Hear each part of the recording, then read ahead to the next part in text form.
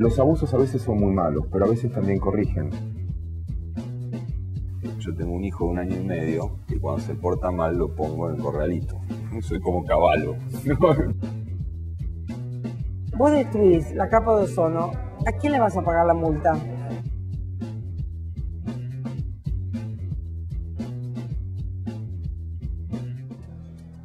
El capitalismo es un sistema social, y cuando digo social digo económico, político, cultural, en todas sus manifestaciones, que se ha venido fundando porque permanentemente se reinventa a sí mismo, ¿no? Eso es una política de incentivos. El incentivo a mejorar, el incentivo a que tu familia viva mejor, el incentivo a tener el mejor acuerdo económico, en pos, repito, de sentirse bien. Como una carrera de 100 metros donde algunos largan a 1 metro de la meta y otros largan a los 100 metros. Y eso está totalmente aceptado. Al menos así lo describo, más como sistema. Que no todos somos iguales ante la ley, que no todos somos iguales ante la naturaleza, no todos somos iguales en cuanto a las condiciones. Está definido por el afán de la ganancia, un afán creciente y limitado, y que se ha ido desarrollando en el tiempo y no reconoce límites para ello.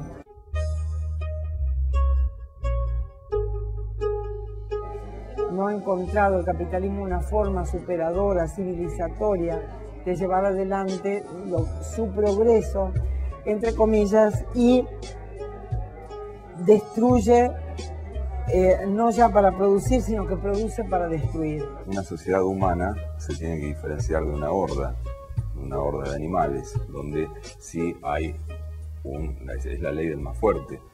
Es decir, la teoría de Freud del origen de la sociedad es que la sociedad estaría fundamentada en un crimen del tirano, o sea, el crimen del más fuerte. ¿Cómo viven? Vamos al otro extremo.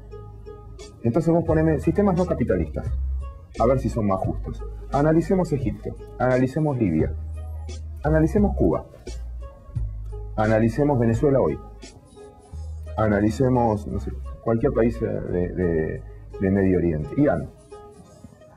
¿Te gustaría ir a vivir?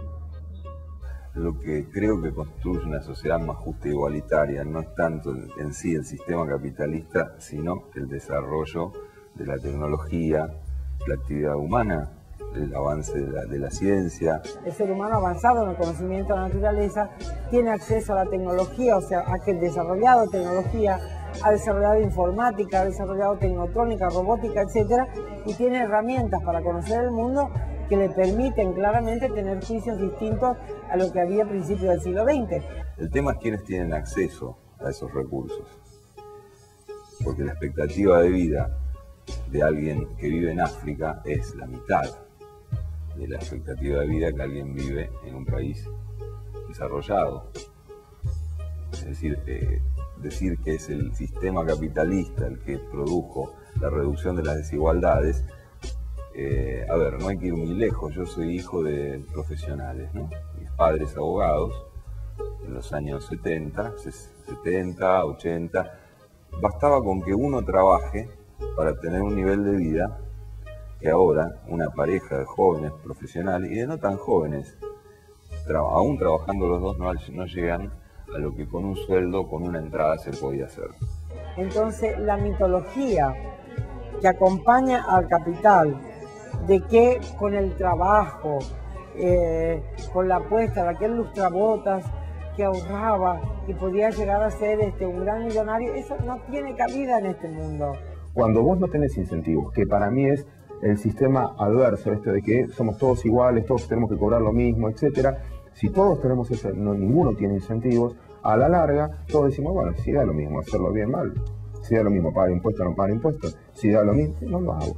Que en este país ha habido un pequeño porcentaje de la población que se enriqueció mucho, ¿no? Muchísimo en todos estos años. La diferencia entre la escala más baja y la más alta en la económica se aumentó muchísimo. Y esa gente, sin embargo, no se siente feliz y ve que todos tienen. Porque por la estructura del yo, si yo tengo, el otro no tiene que tener. Si el otro también tiene, soy infeliz. Es decir, esa idea agresiva, ¿no? donde no, es injusto. Entonces es injusto que el otro también tenga si yo soy mejor que él. El desarrollo de la ciencia, de la tecnología, hace que un robot haga el trabajo de 10. Quiere decir que de cada 10 se queda uno a controlar el robot y sobran 9. Bueno, hay que competir para adentro, esa es la esencia del mercado. Empieza a escarbar en lo que llaman los instintos más bajos del ser humano. Lo que se llaman los instintos más bajos es simplemente que la lucha por la sobrevivencia, ¿no? Es decir, todo está basado en eso, en a ver la vivada, a ver cómo ser más que el otro, cómo ganarle al otro, ¿no? Incluso más, se persigue la idea del bien es tener lo que los otros no tienen. Nos ve que el capitalismo en su desarrollo va a generar un abismo cada vez mayor entre el polo de la dependencia del trabajo y el polo del capital. Ese abismo es tan grande que, digamos, si antes era 1 a 20, hoy es 1 a 250. Y según las atribuciones que la Constitución Nacional me confiere como presidente de la Nación, he declarado el estado de sitio en todo el territorio nacional.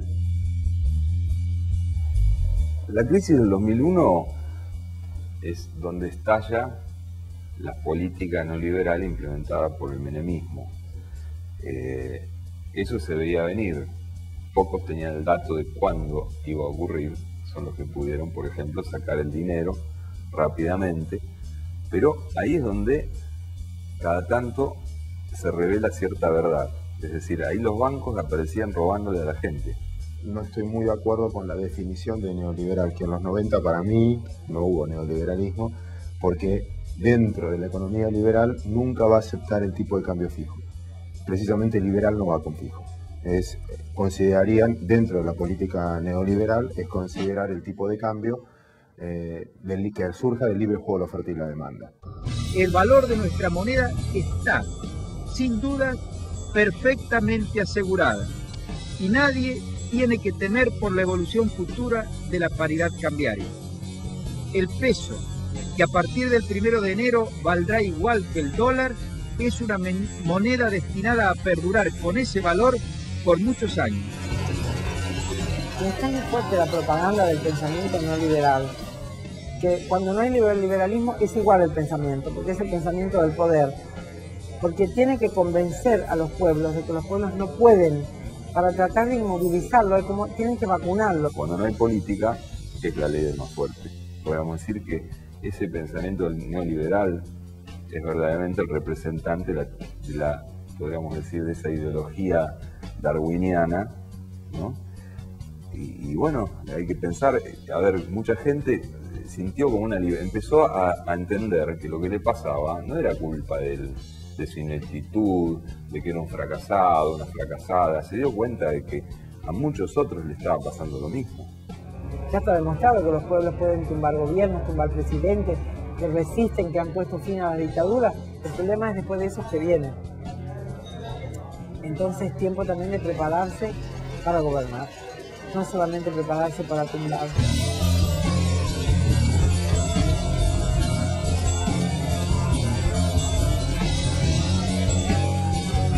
La política está por encima de la economía. La economía es un chiste. La economía no existe sin política. La política es el que marca el camino. La economía no decide nada. La economía es solo una manifestación, pero por lo mismo.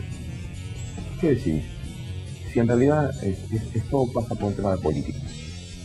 Política social, política fiscal, ¿cómo cobras impuestos? No es economía. El corralito argentino es como la vergüenza histórica, ¿no? Porque es la desfachatez del mercado. Digo, recordar, yo no vivía en Argentina en ese tiempo, pero recordar que es el corolario de los 90, ¿no? Es el corolario de la desfachatez del mercado que venía a por todo. Y cuando ya todo le fue insuficiente, también se quedó con los ahorros de la gente, ¿no? El corralito era un error desde el punto de vista de cómo, no es un error desde el punto de vista técnico, es un error desde el punto de vista de cómo estaba el esquema social argentino. O sea, el corralito es para mí el momento del atragantamiento del poder, ¿no? Se tragó ya su propia mentira y pensó que con el corralito y el estado de sitio iba a subordinar a la gente. Y la gente, bueno, dijo, hasta aquí llegamos. Desde el punto de vista clínico fue liberador para mucha gente, porque lo que había era el temor a la exclusión, el terror a caer en la pobreza por parte de las clases medias. Cuando una mujer en la crisis del 2001 ocurre la gran devaluación, se sale de la convertibilidad de sorpresa, ¿no? Y con corralito mediante, y luego una represión feroz donde mueren 24 jóvenes por lo menos en 2 días. Y entonces resulta que esta mujer dice la siguiente frase: si me devalúan, me mato. ¿Cómo explicarle? Esa es la habilidad del psicoanalista, cómo mostrarle que en realidad no es a ella la que devalúan y no es a ella la que matan, es a todos.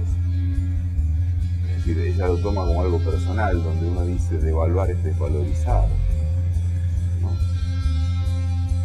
Uno podría decirle no hace falta que usted se mate, otro lo va a hacer. Es la idea de que el yo no me deja ver mi lugar en la estructura social. El individualismo es: yo creo que soy libre, tengo derechos inalienables, y después cuando no se respetan esos derechos en la sociedad, soy incapaz de juntarme con otros para poder defenderlos, porque como yo soy yo. Competencia es del capital y no creo que sea inherente al ser humano. El ser humano es de compartir. Es la esencia del ser humano, el individualismo. No es un régimen económico ni es un régimen social. No es que el capitalista te hace individualista y el comunismo te hace, o el socialismo te hace más humano, más derechos humanos. Porque el deseo del hombre no está en el bien, no está en los bienes. Si yo tengo lo que los otros no tienen, o lo que todos quieren, ¿qué tengo yo? No puedo tener solamente algo comparable a los de... ¿Dónde está mi singularidad?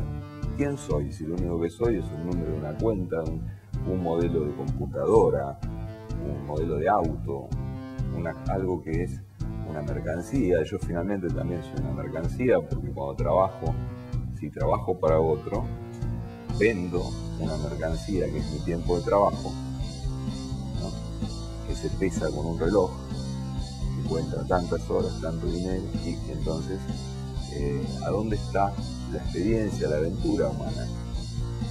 Es decir, que uno puede resolver todo a nivel del reparto de bienes y van a faltar cuestiones como, por ejemplo, el honor, la aventura, el hacer algo raro, el amor mismo. Hace falta un cambio radical. Un cambio radical quiere decir no de ir a hacer una revolución ya, sino un cambio de raíz, un cambio de fondo, un cambio de replantearse la existencia de la humanidad con la naturaleza. Y este replanteo de la humanidad con la naturaleza no es, ay, yo voy a cuidar pajaritos, sino cómo vamos a tener que cambiar el sistema de producción y reproducción de la vida, todo el sistema económico, productivo y reproductivo, para poder poner en sintonía una vida por vida. Pero esta vida por vida es incompatible con el capitalismo, no lo va a hacer.